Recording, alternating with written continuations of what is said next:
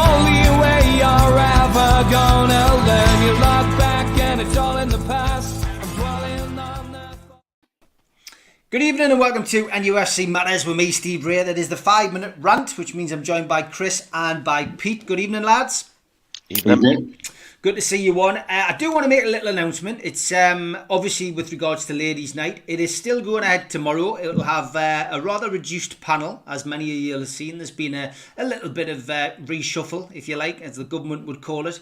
Unfortunately, Sam, Kendall and Sav have all decided to move on to pastures new. I want to wish them all the best. I want to thank them for everything that they've done over the last 12 months. I've had some great chats with them and some great banter, and I'm sure you've all been entertained by them as well. Katie, of course, left a little bit earlier than the other three, but it's a new style show. Obviously, still Ladies' Night, but it'll be Alicia and Holly, and we will have another new member joining us tomorrow night. So a little bit of a refresh. I fully respect the girls' decisions for wanting to move on, for what has been going on over the last few days. And as I say, I wish them all the best on their new ventures. And NUFC Matters, you will see my tweet, those of you on Twitter, remains at this moment in time. We're still going strong. COVID is still very much a serious thing. Lockdown is still very much a serious thing, although we are getting released into brave new world in the next few days by allowing them to meet in groups of 6 and things like that. But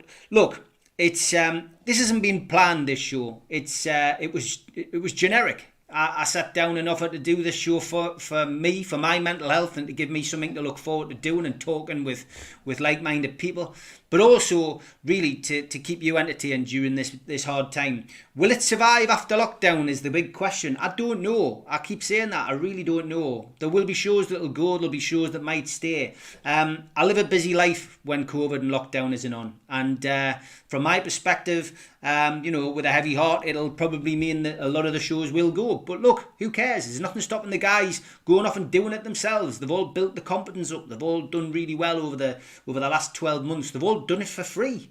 And for them, I just think that, it's a great platform, but it's never been my intention, as I say, to sit in my kitchen doing a podcast 7 nights a week. I think that's what gets up people's noses, unfortunately. I think some of the other podcasts who've worked very hard over the last few years to build up their platforms, then see the new kid on the block coming along and, not even trying and doing really well. And that's unfortunate, but that isn't our fault. It's just that people have enjoyed what we've been putting out there. Already seen the comments coming in saying thanks for everything you've done, etc. We're not going anywhere yet. We're still here. We're ready for you to rant. We'll bring Babu in. Here he is. Hello, guys. How are we doing? Well, hey, it's been a good weekend, Babu. There's been no football. No, yeah. I think I got it. I was watching like the under-21s and I was like, it's nice to not be so invested in the game when it's going on. Yeah. But Go on then, you've got 5 minutes, mate. What do you want to get off your chest? I mean, God, there has been one related story come out, of course, about Steve Bruce refusing to attend a training session, which again the players must be over the moon about. But go on, God. It's your 5 minutes. He's E6. Like, I think Steve Bruce should just literally call up all his mates and be like, look, guys, I am out of my depth. Like, Alex, come out of your retirement in Scotland. Just give me something. Pick my lineup for me. Just help me somehow. Because I'm not sure how someone who has all the managerial experience, because most of his experience is going the other direction. But yeah, and then he goes, oh, he's not going to go to training. What kind of message does that send to the players? And I think there was a news report that the players actually are like, we don't understand why he's still here. Because if he's going to be one of those managers that doesn't take any blame or accountability for the lineup, for the man management, the players that come in, it's basically you have a man who's just waiting there for his payout. And I'm watching the games. And I think I saw something about Miguel Almiron be like, well, I think it's time to go now. Because if Miguel can be like, it's time to leave, I guess you've lost everyone. That's the only player that comes on every game and still has a smile on his face and still runs 100%. And if he is already like, look, Bruce, I've seen what you've done to some of the best players. Let's just leave. And it's getting to a point where it's becoming a soap opera, and you're just like, next week, what is going to be the next thing? Because Longstaff's on the bench, Richie's on the bench, Gail Carroll's on the bench, Murphy, who has arguably been the best player in most of our recent matches, is still on the bench. So it doesn't matter how well you play, he's going to go with the same startup that's not working. And at this point, I feel like Mike Ashley is just like, what am I going to do? Because you can't sack the man because he ain't got the peas for that. Sorry, Mike. I don't know if you see this, but you might be a millionaire, but you're a stingy one. He's like, I'm not going to pay to get the guy to come into the club and then pay to get the guy to leave the club. You're just wasting money then. So it doesn't make any sense. And I think Rio Ferdinand this week was basically like, oh, Newcastle fans should put a fund together and buy the club. And I was like, Rio, that's not how it works. I'm not even sure he said it out of malice. I just think he doesn't know how to understand what is going on at Newcastle and how the fans feel, because we keep watching the same deteriorating dross week in, week out. And from the time he took the reins, he just said, oh, Rafa has been playing 5 at the back, 3 in center, 2 up front. We're just going to do that. And when it stopped working, he said, I'm going to do it my way. And then 4-4-2. And then, oh, we conceded 1 goal, back to Rafa's way. And then he's like, oh, yeah, but I'm bringing in Graham Jones. And I'm like, bruh, 40 years in football. What did you learn? You can't even set up a team right, and you're being paid thousands of pounds each week. Training is bad, tactics bad, set pieces bad, possession bad. I'm like, and then you then see qualified footballers sit down and be like, oh, he's doing a good job. How does someone that has the entire F's in their entire report is doing a good job? Then what is someone that's doing a bad job going to look like? And I think Rio is very disappointing, because I actually believe that he was one of those people that would tell it as it is. If Man United had won 2 games in 20 matches, he won't be sitting there telling you about how it's out of the club's hands. He wants things to happen. So I just find it very difficult to understand how anything is going to happen. Now, Hayden is out. And I guess, like most Newcastle fans, we are all just like, so who's going to be shepherding the defense? Because Hendrick is not really the most reliable legs to be going around the park. So it's just, we just need to hit a reset. And with Steve Bruce, if the report that he says he's not going to go into training is right, then where do we start? I mean, we might as well just give him his P45 and just pay him and be like, just go. Sit out to pasture. Graham Jones, come and try something. Just let's not do that. It's just, I don't know. It's insane. And the funny part is, if this was a Sunday League side, it would make sense, because ain't nobody paying a Sunday League side. You can do whatever you want. These are professionals. They play for their country. And it's just like, why are we in this position? It's too bad. Like, the next match, I think, is City. Is this City or Tottenham? Tottenham at home. Yeah, the Tottenham match. I'm literally just gonna buy myself a bottle of red wine and just be like, well, for every goal we concede is a glass. So, so eventually I'll get to the bottom of the bottle somehow. Because at this point, if we're going to be watching ourselves try and defend from the start of the game to the end of the game, it's not fun. It's not visually impressive. It's just bad. How did we get here? How? How did we get here? Exactly. Great rant. Chris, how did we get here? Who knows? I mean, Babbo, lovely to see you, mate. Fantastic. Nice one for coming on. Really good rant. I've obviously made a couple of notes based on, some of the things you were saying, and, Bruce not going to training is probably the big Newcastle topic at the moment, isn't it? And it doesn't really surprise me. I suppose when I found out the news, I was a bit like, I was kind of shocked, and then I took a step back and thought, what's so shocking? Like, he doesn't want to be here, does he? He doesn't want to be here. You just go like a 60-year-old man is like, I don't want to go to work, and you're like, you know what? That fits Yeah. He doesn't want to be here. He's out of his depth, and he's just waiting. He's just waiting to be sacked, isn't he? He wants that payoff, and then he'll swan off into the sunset. I mean, what about a year ago? I was thinking that Bruce would struggle to get a job as high profile as Newcastle, and he'd end up back in the Championship. But now, I don't even think he'll take another job. I think once he's relieved of his duties at Newcastle, whether it be this season, the end of this season, hopefully we haven't got him next season. He'll be lucky to get a job in League One. That's what I mean. I think he'll just... Because right now, he basically reminds me of like one of those people who on their CV is like, I've been working for 25 years. And then you're like, oh, use PowerPoint. And they're like, well, I wasn't working on PowerPoint for the last 25 years. It's like, yo, bruh, time has moved on. It's crazy, mate. And, to touch on your Rio Ferdinand points as well, it's not the first time Rio Ferdinand's come out and said something, controversial. And again, it feels a bit like a wind up. I questioned the timing of it. I thought it was really odd how he chose to, come out and say this at this time. I think on the Three Amigos, I think Mitch said the same thing. It's really odd that Rio Ferdinand has chosen, to come out and just randomly say this. I mean, we're in the middle of a pandemic and he's asking fans to all club up and buy the club. It's just beyond words. It really is. And if anyone doesn't realise this, I'm sure you all do, but he is in cahoots with Ashley. Obviously, his brand is promoted and sold by Mike Ashley through Sports Direct.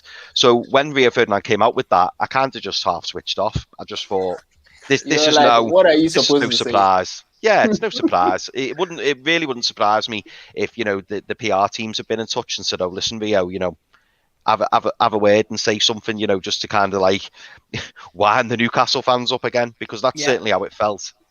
Definitely. Pete, what's your take on Babo's rant and what he was saying? As always, Babo's always on the money with his points. Absolutely spot on. Just to start with that, with Rio Ferdinand, I'll be honest, whenever Rio Ferdinand talks, I don't listen. Fantastic footballer.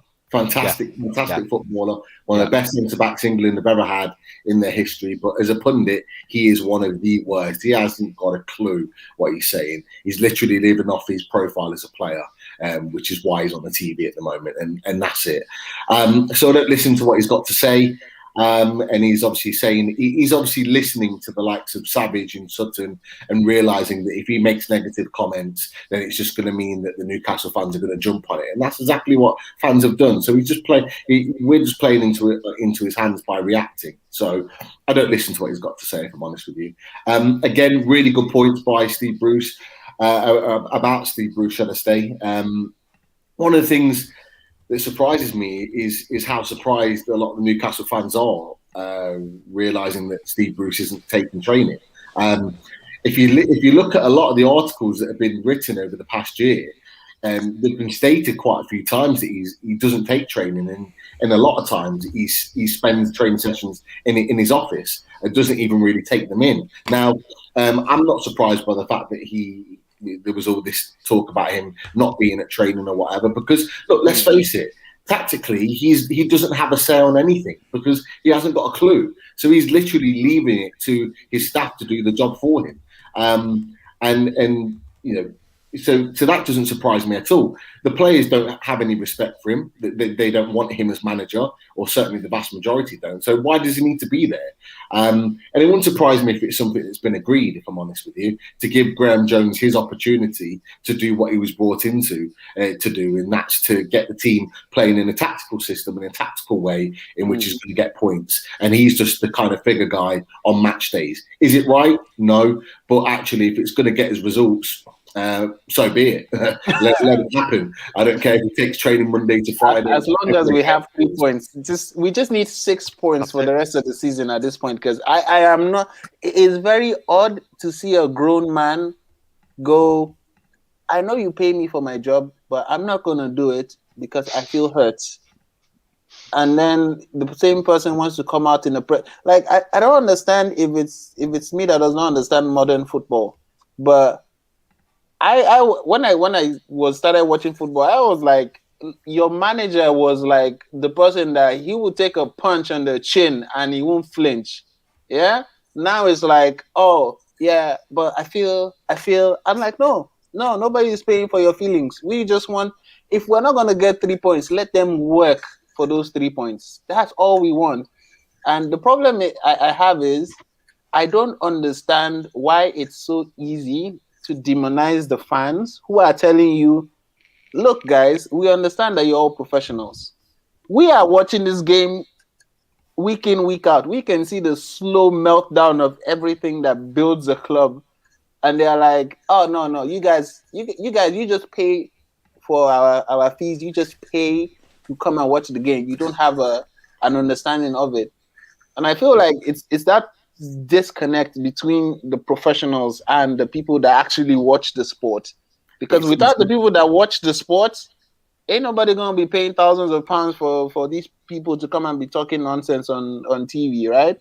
So we have to come to a point where we're like, okay, let's be honest. Let's say Newcastle fans were very vocal when things don't go right because we're very passionate about our club. I've only been in Newcastle like 6 years out of the 8 I've been in England, and when I even go to Nigeria, people are like, "You're a Newcastle fan?" I'm like, "Yes." If you've ever been to Newcastle, you will understand why I'm a Newcastle fan.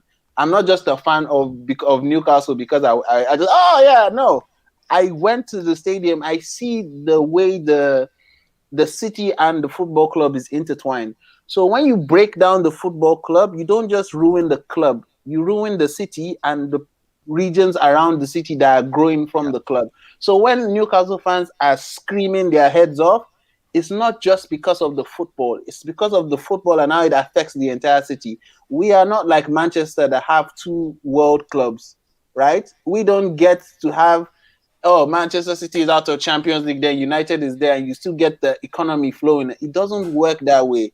So Mike Ashley and his entire team need to either sit down with the people that are supposed to be doing the decision and be like, look, this is not just about a Premier League club. This is about an entire region in England. And if you muck this up, you're not just ruining a club, you're not just ruining one person, you're ruining the livelihood of the fellow English people that sit down and watch this game every week in, week out. So it's very, very misleading to trivialize it because it's football. Football is the lifeblood of England. Great And stuff. Pretty deep for a Sunday, mate. sorry. Very deep for a Sunday. No, that's really my gospel. No, it's just because honestly, I was, get in the dressing room next weekend because Steve Bruce doesn't come out with anything as good as that. No, I was basically like watching the under-21s, and I'm like, these are gonna be the next millionaires across the world, and they are playing for it like their life depend. Well, their life does depend on it because you're gonna be working at Tesco's if you don't do that shit, right? So I'm basically like, why can people who are young as 19, 20, 21 understand the complexities of having a job, and someone who has been there now? Granted, Steve Bruce has gone through a number of things that we probably should not have put him through based off what he's done. But he needs to be able to go like, lads, it's not about me, it's not about you. If this club goes down, it means it's championship. If it goes down from championship, ain't no people from Porto coming to Newcastle to book the hotels or anything. So it's just the level of, I don't know what they teach players nowadays, because I think a number of players were like, there are times where you clean boots, and when you get to that stage where you're no longer cleaning boots, you're like, I don't want to go back to the to the bench. Yeah, so we just have players and that's why I'm very adamant that we need to develop a system where we know a Newcastle player. Because right now, we're just like, oh, there's this guy from Brazil. What's his name? Bo Linton. Bring him. Drop. Play. Why is he not playing? And you're just like, bruh, he's not in the right position. He doesn't have the right kind of service. He doesn't have the right kind of training. It's basically like you buy a Ferrari and you take out all the parts and you're like, why is it not working? So we need to figure it out. Sorry. Listen, fantastic, and you've gone down. Everybody in the chat saying, "Well said." You know, get your CV in. So, hey, that to be honest, Babo, you know, it's been a while because you've been working in different things, but that's definitely got us off to a great start. Here you go. Here's your cheer.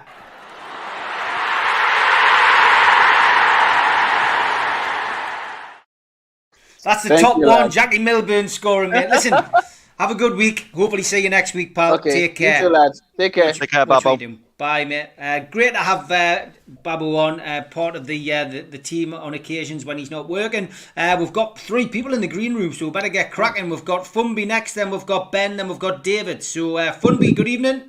Hey guys, how you doing, man? What's going on? Good to see you, mate. It's as I said to Babu at the start. It's been a great weekend. There's been no football to spoil it.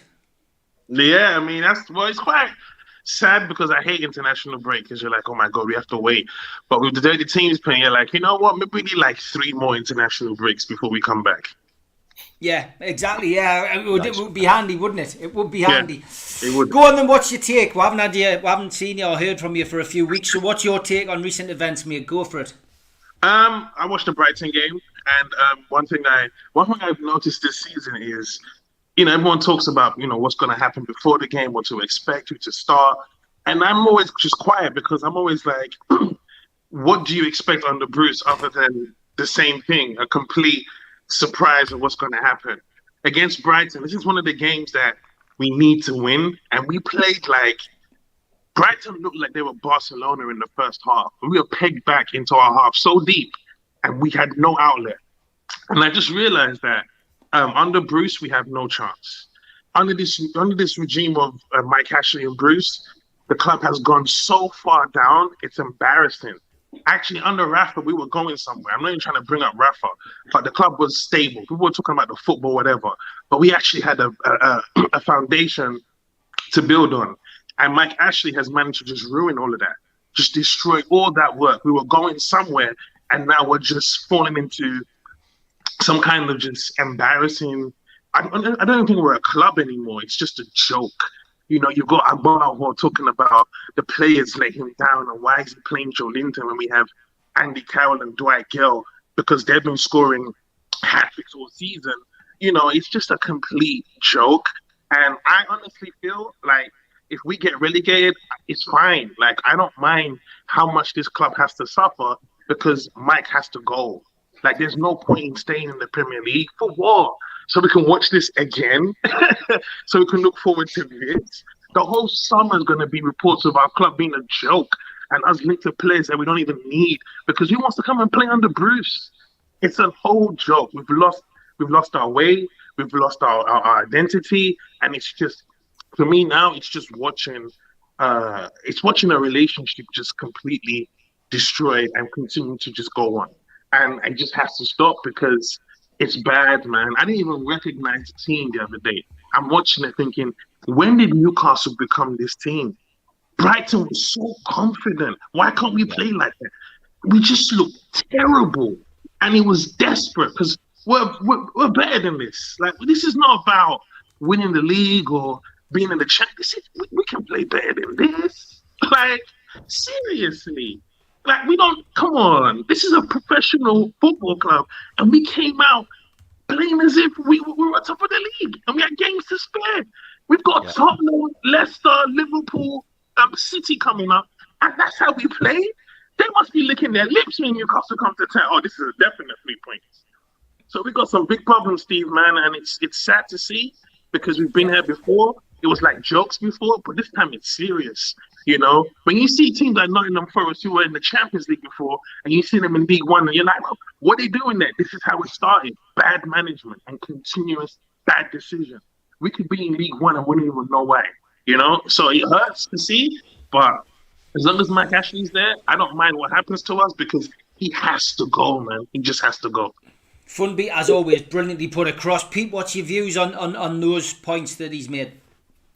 As always, Funby is spot on the money with what he says. Me and Funby have a lot of the same views, and we talk about that a lot. So I'm not surprised with what Funby said. Look, Newcastle United has been a club that's coasted for 13, 14 years, pretty much during Mike Ashley's tenure at the club.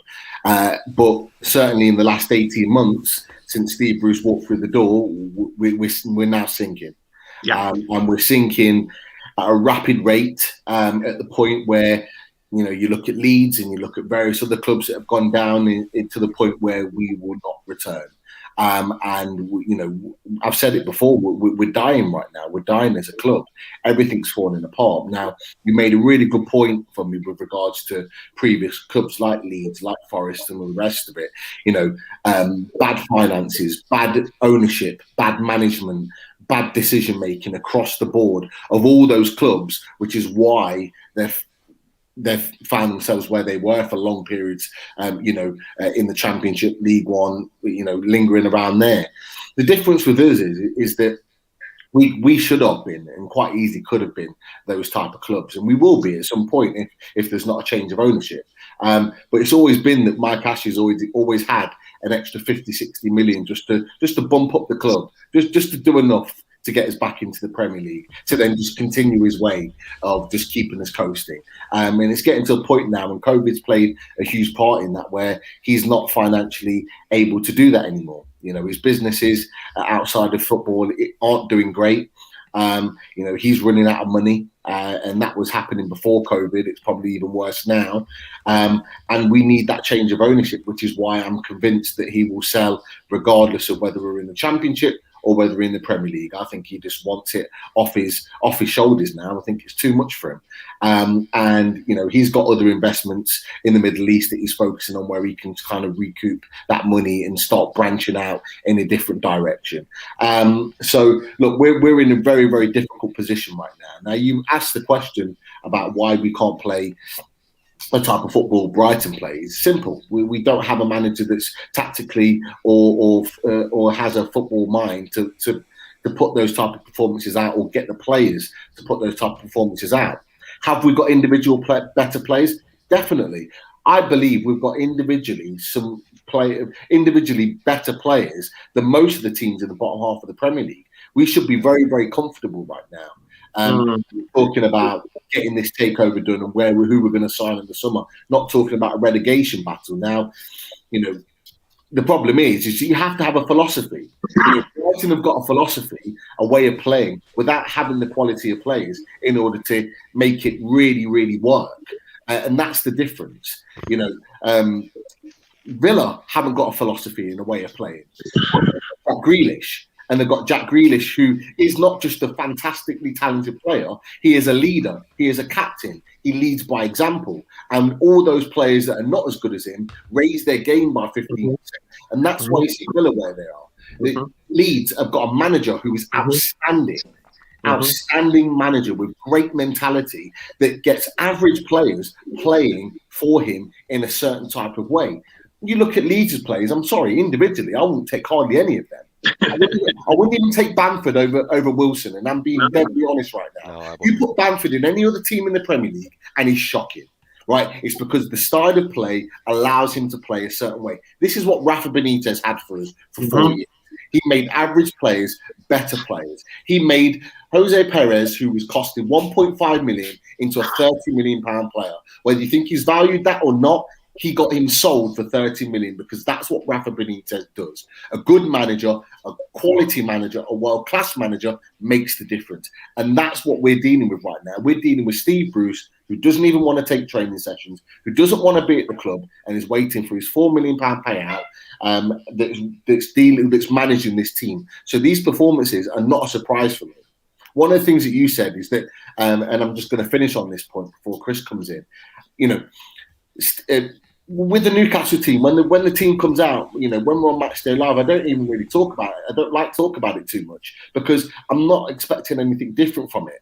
The one thing I've done for 13, 14 years is watch the first 5 minutes of how we come out and play. Because the first 5 minutes of how we come out and play tells me everything about what type of performance I'm going to be in for.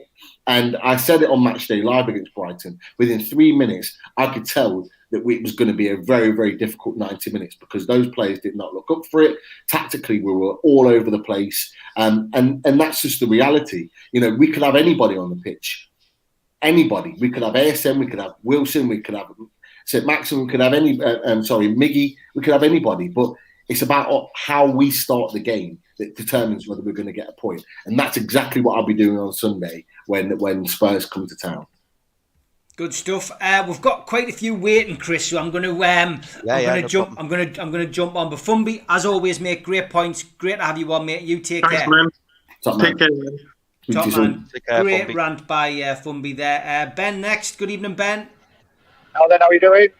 Good to see you, pal. What's happening in your world today? Oh, just driving down to Watford for work. Good stuff, mate. Good stuff. Well, keep your eyes on the road, but give us your rant. Yeah, just want to say, obviously, shout out to everybody who up on your channel, and you yourself doing a great job. But to be honest, this is first live managed to get. Usually, I just catch up on Spotify, but yeah, well done on the podcast. Thanks, mate. Means a lot, mate. Thank you. And well, to everybody really, starting off that goes and watches Newcastle all the time. So I must attend 9-10 games, home games a season. Haven't been while Steve Bruce has been in charge. But the build up around Newcastle before the game, absolutely fucking mint. And then after, 45, 5 o'clock, it's just, does anybody else feel like the life's just been absolutely sucked out here watching Newcastle? To be honest, I don't know how people do it constantly. But it's the love of the club. So then it's going to get to a point. How long do you carry on? Oh, just lost you, Ben. You must be going through a bit of a bad area. We lost you a little bit there. We got you. Does anybody?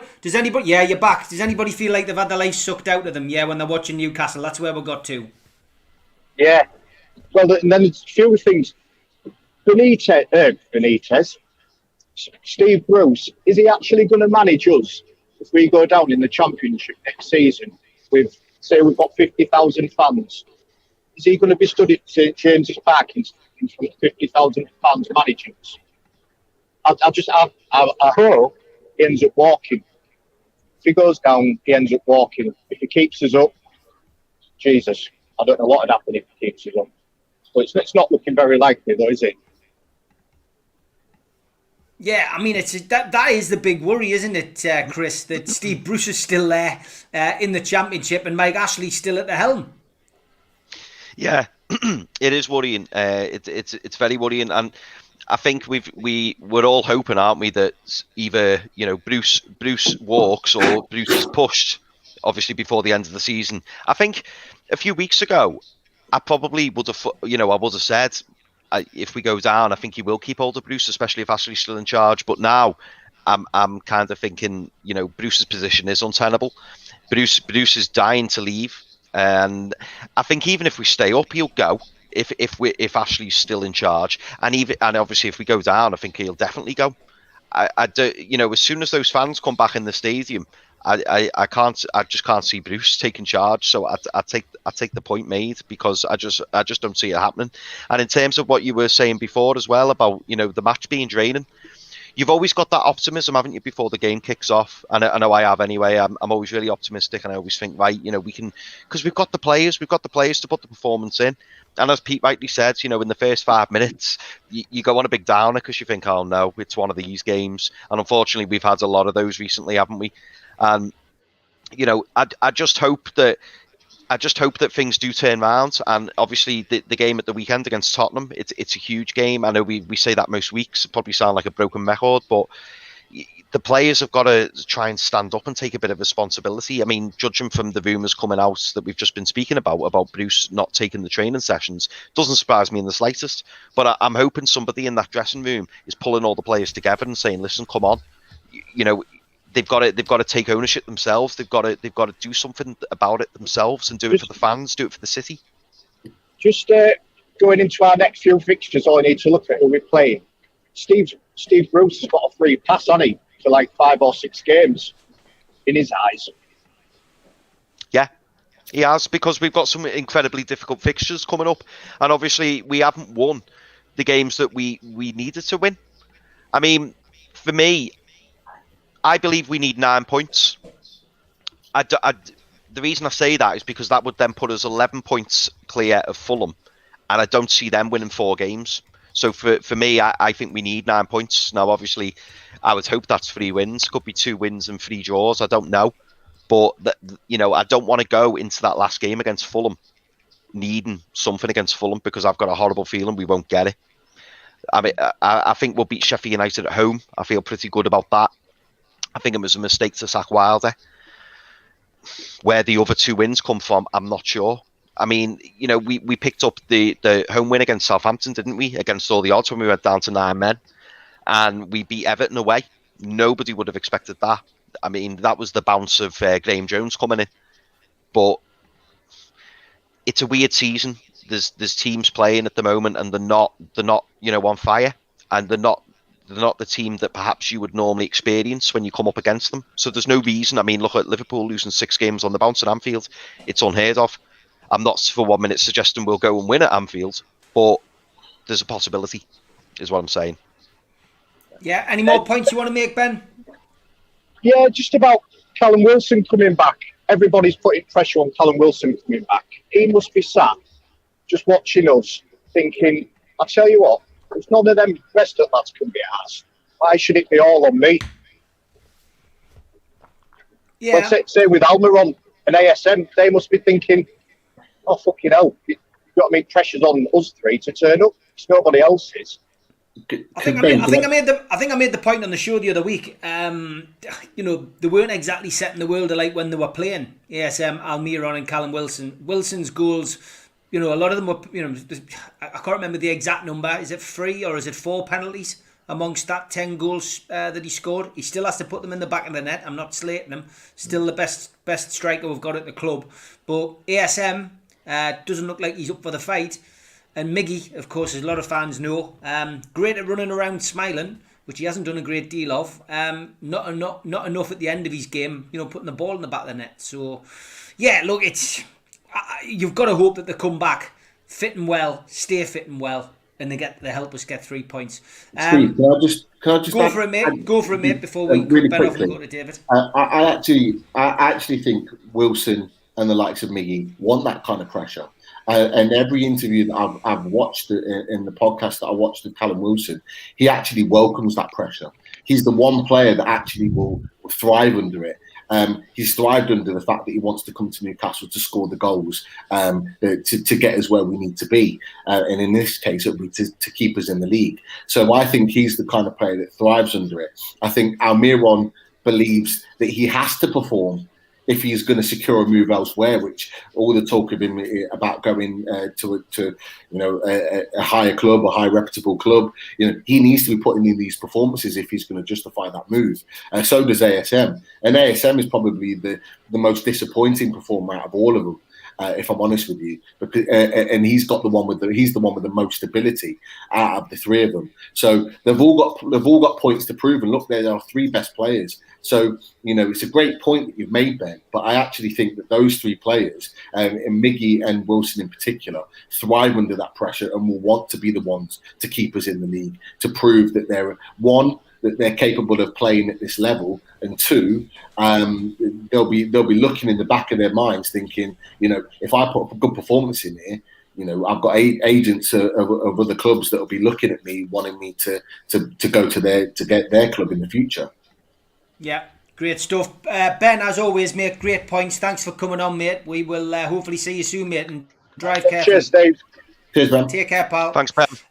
Great to have Ben on, and hope he gets to his destination safe and sound.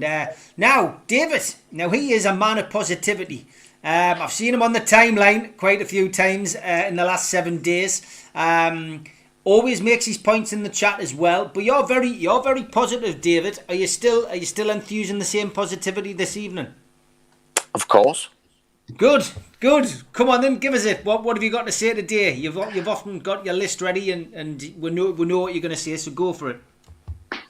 Well, I've got 3 points as usual. The first one is about you. Oh, right, So, okay. Do I need to leave the room? No, if you can just indulge us. I've seen the abuse on social media about the interview with TR. I think it's disgusting. I think it's got nothing to do with the NUFC Matters channel. And of course, you should interview controversial characters. And if you'd like me to be the Piers to your Susanna, I'd gladly take part in it. And I, for one, will not be boycotting you or any channel that you're involved with. And just a quick one on Adam. I watched this video this morning about you, and I don't know if he was drunk or what, But when you can't even say the word repercussions instead of concussion, don't even make one at the end of the day. You have my support, and please keep doing what you're doing. Thank you, David. Obviously, we haven't chosen to speak about it on here. It's not for this platform. But I appreciate. David, I appreciate it. Listen, fair play to Adam. I find it a bit strange. He inboxed us and asked us if he could go off and do a video. I said yes. Off he went to do it. I haven't watched it. I don't intend to watch it. I've got more things that I'd like to do other than sit and watch that. However, after all the complaints that he put in about blocking me, I find that he's now blocked me on social media. Bizarre behaviour, but that is the inexperience of youth, my dear friend. Next point, David. Right, the 6 days off thing. I think it's one more day than they should have had off, but I do believe that giving the players a break is a good thing, because spending time with their families and coming back refreshed for the final push this season is a good thing. And my last point is Mourinho. He will be sacked by Spurs in the summer, and the Saudis want him. He's got an affinity with Newcastle because he loved Sir Bobby, so he would definitely come. And I don't care if it's only for 2 or 3 seasons, but he can win us something, and he'd be a legend for doing that. And if he did that, he'd maybe stick around for a bit longer. Great stuff, mate, and concise. Thank you again for what you said about me. Pete, what's your take on these other 2 points? I'll start with Mourinho. For me, I wouldn't take him, if I'm honest with you. I wouldn't take Mourinho. I know he's got the connection of Bobby Robson and all the rest of it, but look, if we're under new ownership, we're with the likes of the Saudis and Saudi Arabia, Amanda Staveley and the Rubens, and we've got significant financial clout to really push this club forward. In my opinion, of what I've seen over the last 3 years at the likes of Man United and now Tottenham, I don't believe he would be the manager to take us forward. I think there are other managers in world football that are better placed to take on a job like that and a project like that. Would he want the job? Of course he would. The only reason he's not taken the job already at Newcastle is because of the ownership and the fact that Jose Mourinho is a manager that relies heavily on financial support from his owners. And he needs that, and he needs to be able to sign the players he wants to sign. It's the reason why he's left a lot of the clubs in the end, because he's not got the financial support that he's wanted.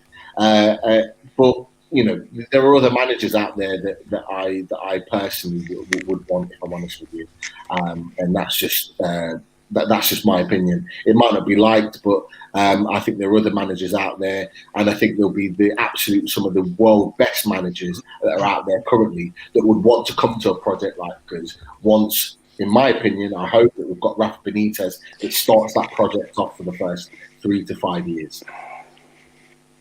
Okay, Chris, what's your take on Mourinho? I mean, I've just watched all or nothing, and I've got to be honest with Mourinho. I was expecting more, and I know these programs are heavily edited.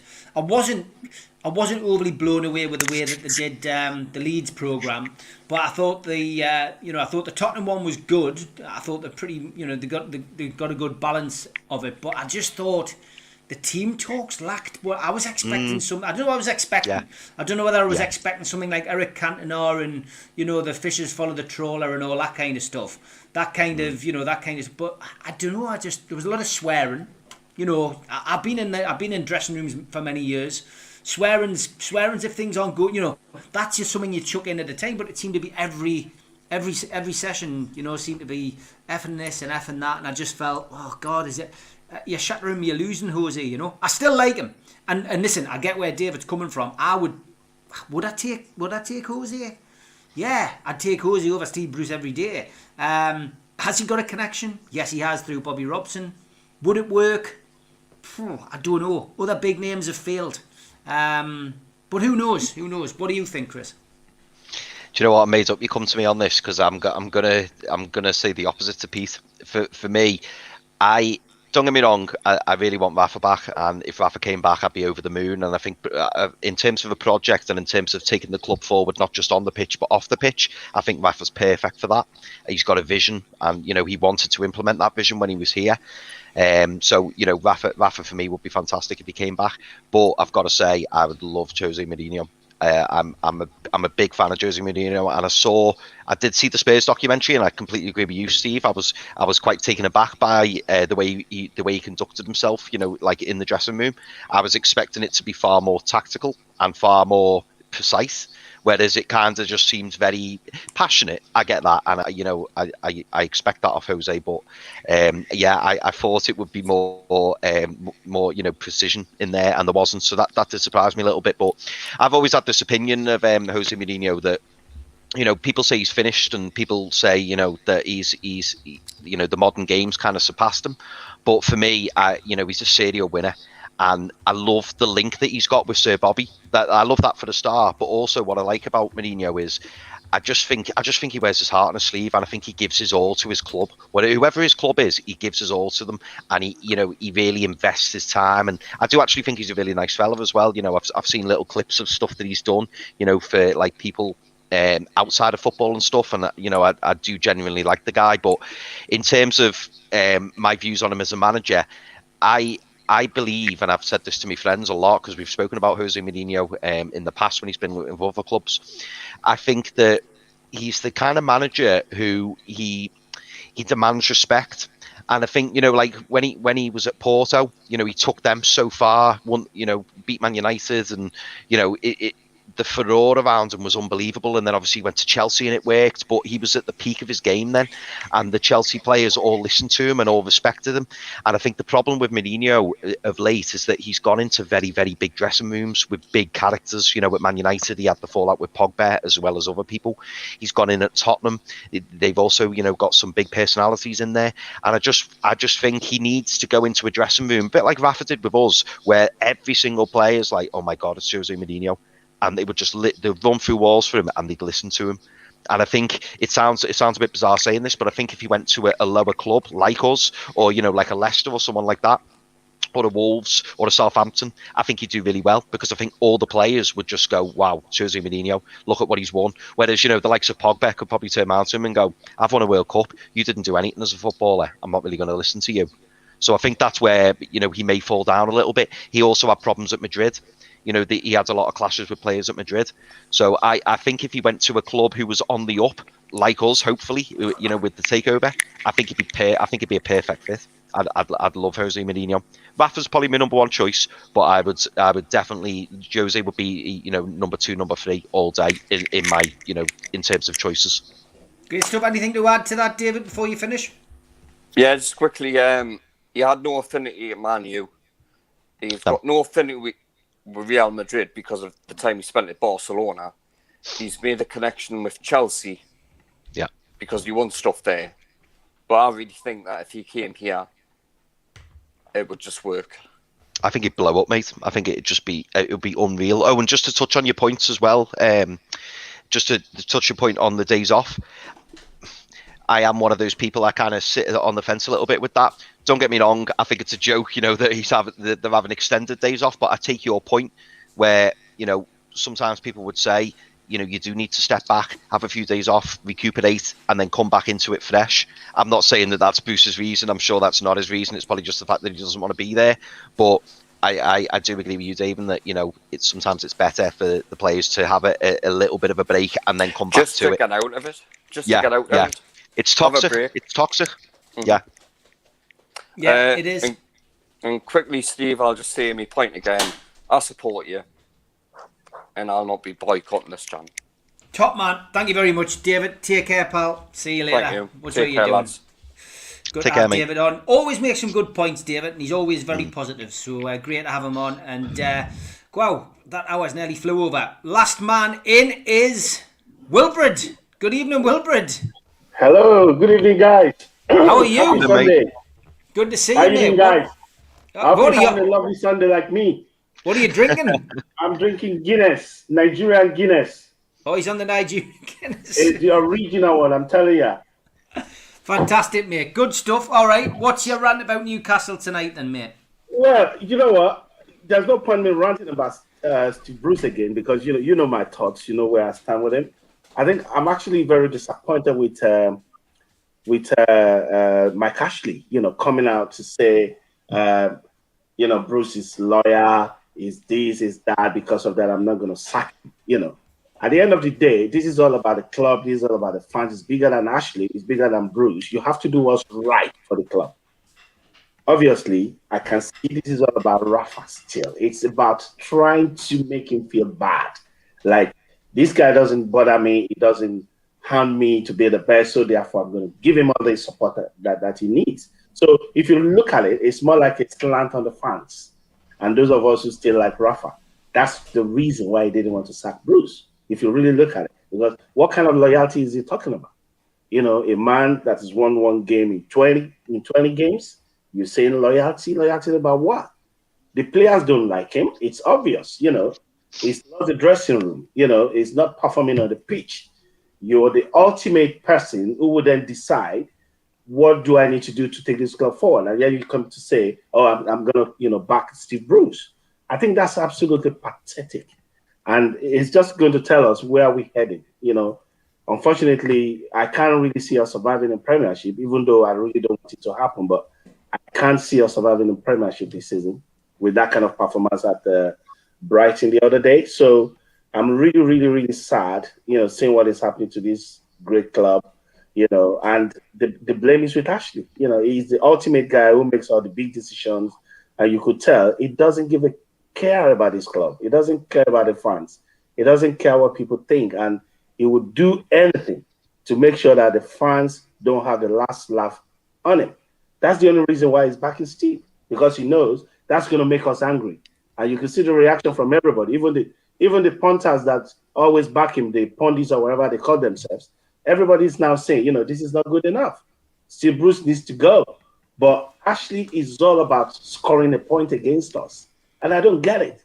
You're a big businessman, you're a billionaire. You have to act above board and do what is right. He doesn't care.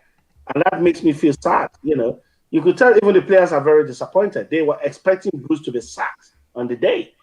So seeing them listening to what Ashley said on Sunday morning is going to make it, very bad. So come next week, I'm going to be very, very, I can't wait to see what's going to happen against the Tottenham match. And I can see them down in the tools again. Because if Ashley don't care about the club, why should the players care? And that's the message he's sending to them that he doesn't even realize. If the owner doesn't care about the club, why should the players care about the club? Obviously, they don't like Bruce anymore. They don't respect him. They don't believe he can turn them around. They're not learning anything. The Longstaff brothers has gone down since he came. These guys were like, they were like coming up. They were doing very well when Rafa was there. He discovered them. He gave them the chance. Look what Steve Bruce done. It's ruined their career. So for me, it's a really sad day for all of us who love this club. And, I just hope and pray there might be a miracle that can still happen, that we're going to be in Premiership, and maybe this takeover will still happen. But at this point in time, I'm just basically, expecting the worst all around. And it's really, really sad. It's really, really sad. Chris, great points made by Wilfred. What's your views on that? Yeah, Wilfred always makes some great points. So thanks again for coming on, Wilfred. But yeah, you know what, you've summed it up really well, mate. It is really sad, and a lot of people have a lot of anger towards Steve Bruce, but ultimately, most fans will know that the main person to blame is Ashley, and ultimately, this is all down to Ashley. The one positive I'm taking, Wilfred, is that things are like lower than low. Like, I can't imagine it getting any worse. Yeah. So the way I'm feeling and the way we're all feeling, we've got to just kind of take a step back and think, do you know what? It's a bad period, and what will be will be. If we stay up, fantastic. If we go down, so be it. I've kind of resigned myself to the fact that things aren't going to stay like this forever. It's a bad period. All clubs have bad periods. And I just keep telling myself, just imagine when the club gets taken over. When the club gets taken over, Ashley's gone, Bruce then goes, it's only going to be on the up. If we stay up, it's a massive bonus. Don't get me wrong. I don't want to spend next season in the Championship. And look at Leeds. They come back up playing fantastic football. And again, somebody who has only just started watching football. If you said to someone now, Leeds have only just been promoted to the Premier League and they've been stuck in the Championship for 13 years, you wouldn't believe it. They're a breath of fresh air. Fantastic, fantastic infrastructure, great stadium, great fans, playing great football. And it's crazy that they've spent 13 years in the Championship. And I hope that doesn't happen to us. But I don't think it will happen to us. As soon as we get taken over by somebody, whether it be the Saudis or whether it be somebody else, I think we're only going to be on the up and things will get better. It's not nice. It's not good. I'm keeping my fingers crossed we stay up. If we don't, we'll swallow it. We'll take it. And, we'll come back better. Final word to you then, Pete. Good points on Mike Ashley, but the reality is that Mike Ashley's checked out. He's already sold the club in his mind, and that's why I'm not. Should I be surprised that he's decided to keep Bruce on? No, not really. He doesn't want to pay out any more money than he needs to, and he's leaving all of the payouts, all of the contract issues. Everything else he's being left to the potential new owners to sort out, and it's not on his financial sort of receipt really. So look, this is the way it is, but this has been going on this is not just something recent. This has been going on for 13, 14 years now, and although we've sort of coasted and we've just been languishing in this position of a lack of ambition and like yo-yoing from the Championship back to the Premier League, it won't take long for us to change round. You get an owner in here with a little bit, even just 10, 15% more ambition than Mike Ashley's showing, and this club takes off again. You throw some of the richest people in the world on top of that in owning this club, and we will fly. I'm not saying we'll be winning the league in 1 or 2 seasons. I'm not stupid enough or naive enough to think that that's going to happen. But a slow build over the next 10 years will have us in a position under this new ownership, potentially, fingers crossed, where we are challenging at the end of the table where we want to be challenging. And if it means that we get relegated in order for this deal to go through, then I think most Newcastle fans would take that to ensure that for our future, that we're in a position where we're really kicking on and pushing forward. You only have to look at Wolves. Wolves got taken over in the Championship and were signing 20, 25 million pound players to get them in the Premier League, and we're playing European football.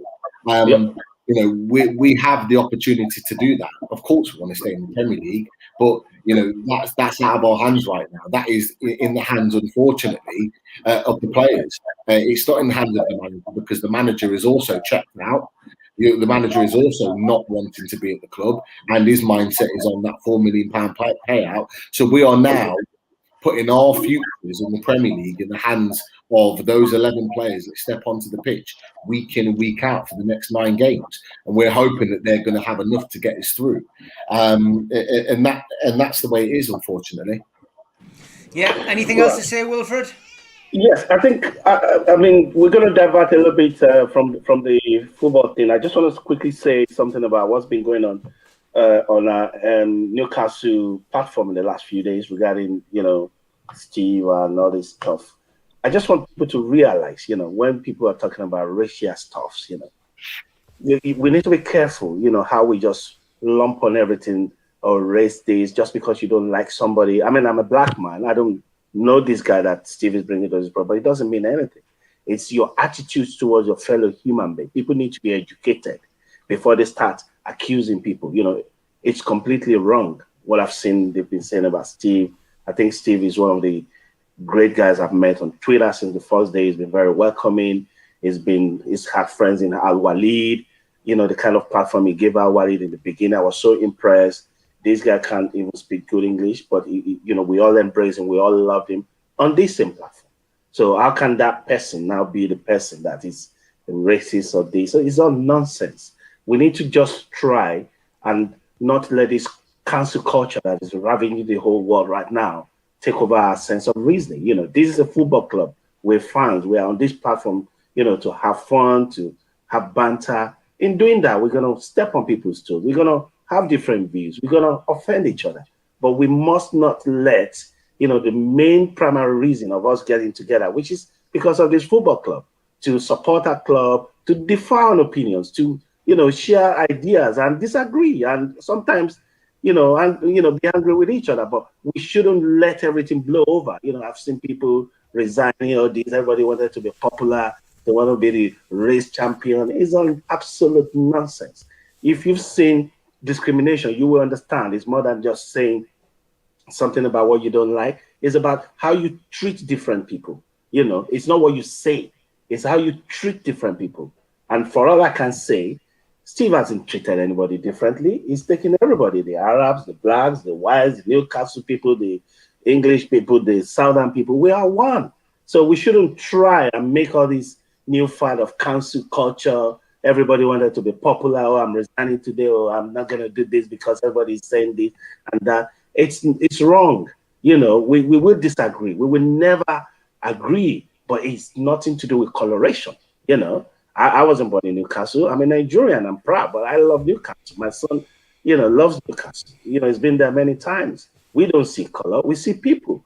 We see football. So we shouldn't lump everything that we disagree on racism, wherever. If you bring in somebody to your platform and you don't like what you want to say, switch off the program. Don't join.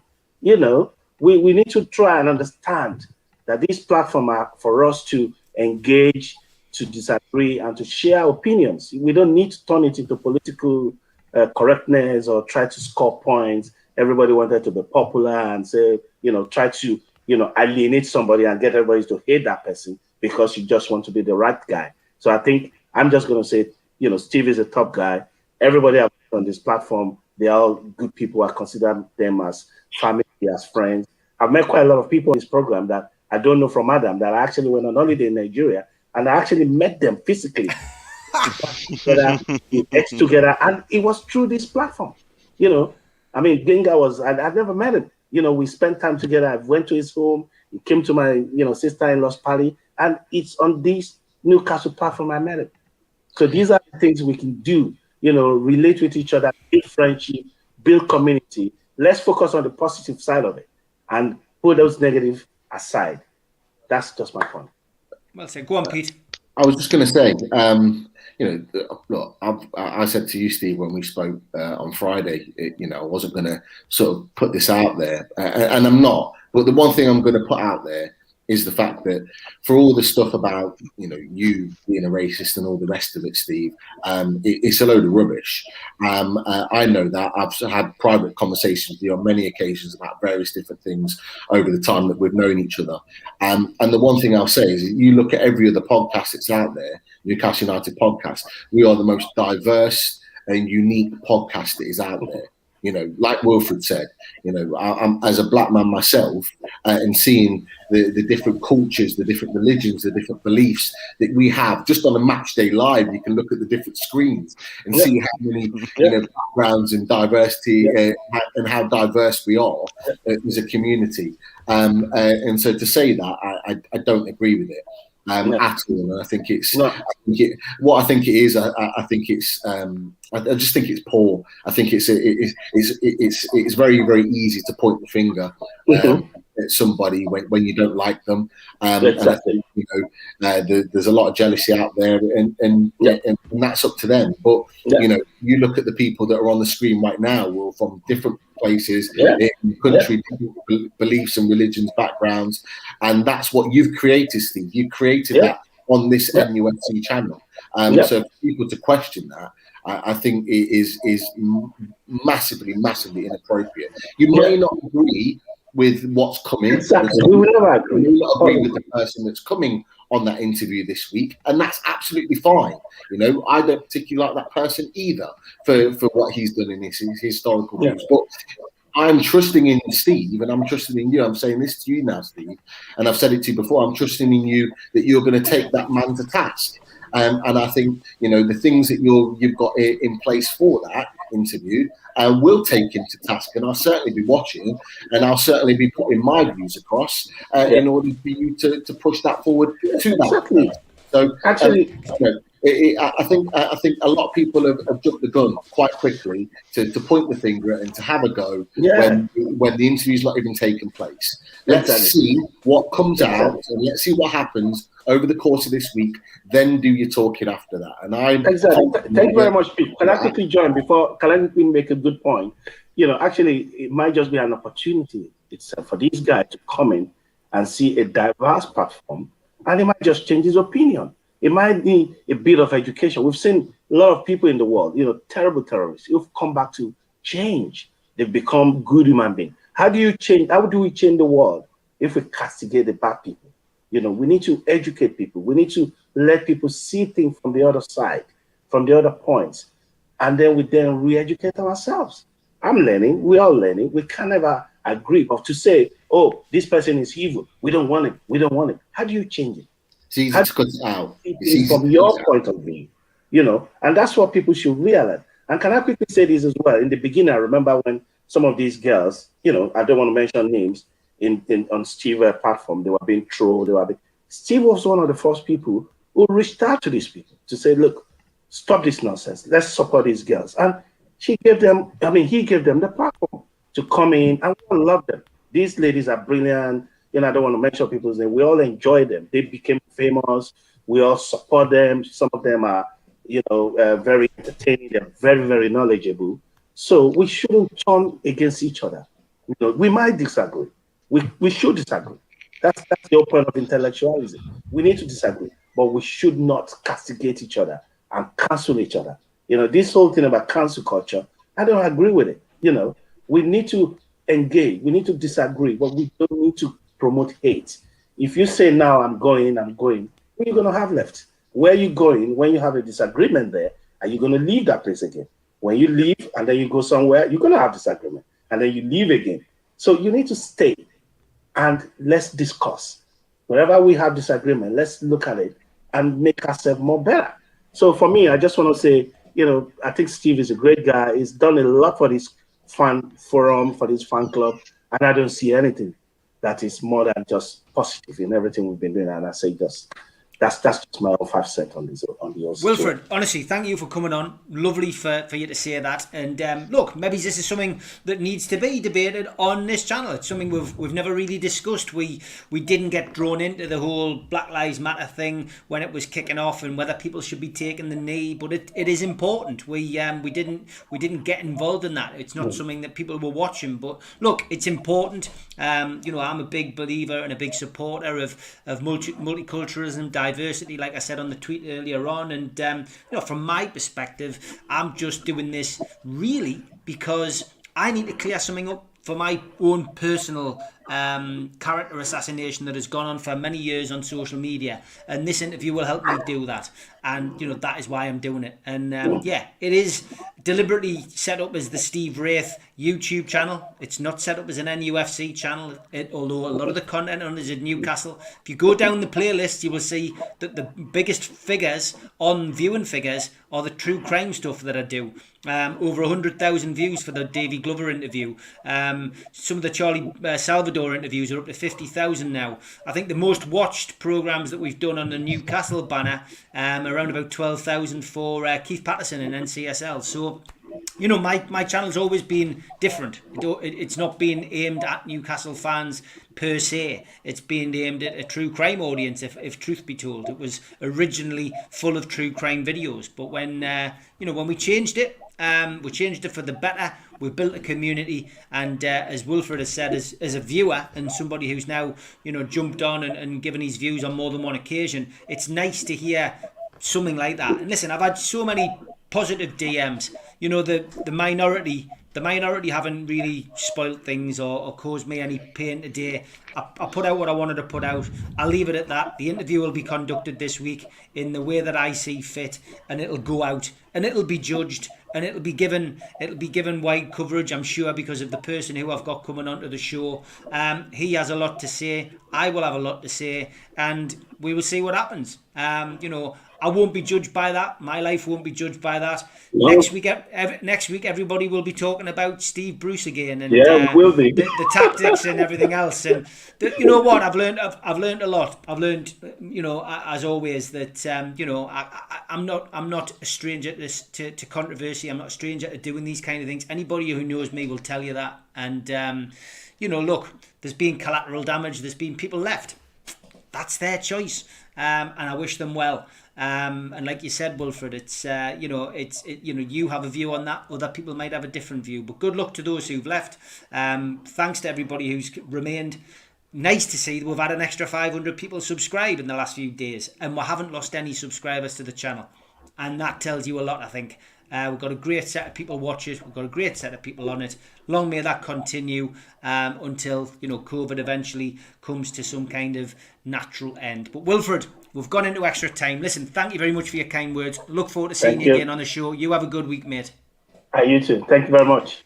Take care. Big shout out to the sponsors, as always, who I know are always watching. So big thank you to Spider VPN, who sponsored us last month, sponsored us this month, and are going to do it again next month. Big shout to Gareth for his kind words to me today as well. Geordie Riffs, premium guitar lessons for beginners and children, guitar repairs and service and recording studio. Get them on www.geordieriffs.co.uk.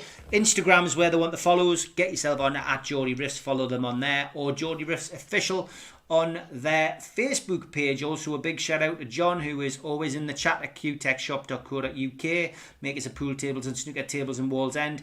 John from Jab, who is always knocking up our flyers and has kindly been working overtime on a Sunday to knock up the new ladies night flyer with me and Holly and Alicia on there, and we do have a new lady joining us tomorrow night as well, so that will be at 7:30. If you're a new visitor to the channel, which we've already seen there is a couple on tonight, please subscribe. Please hit the little Newcastle Legends logo in the bottom right hand corner, subscribe to the channel, hit the thumb up under the video just to like it. It's free to do that, and please share it. Hey Chris, Pete, what a great night. Some great chats tonight. As always, and you know, we go in very, very different directions with a lot of chats with regards to NUFC, and that's the beauty of having this Rant show, because it's there for the fans to come on and share their opinions, and I just feel lucky to be a part of it, to be honest. Yeah, I echo that. Yeah, great stuff. Don't forget, Chris will be on Loaded Football this week, Wednesday night, still 9 o'clock on Loaded Football HQ on YouTube. 8 o'clock now, and subscribe to the channel, and you're on there. You're on the radio now, Chris. Yeah, the Away Day radios. Yeah, so they reached out to us, which is really nice, Steve. And you know, they said that they really liked what we do, and they wanted to get involved and you know, broadcast our shows. So I believe the shows are going to be broadcast now from 1 till 3 every Saturday. So really excited to be involved with Away Day radios, and yeah, just looking forward to putting out more and more content.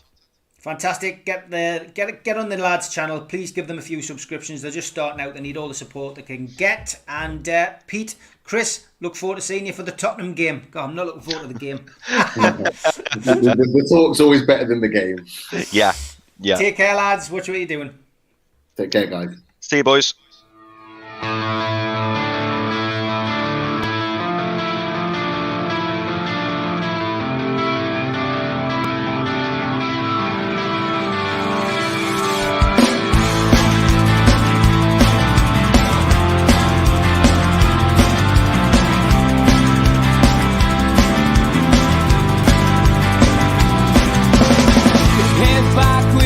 Attack. It feels like I've been talking to myself again, but it's the only way you're ever gonna learn.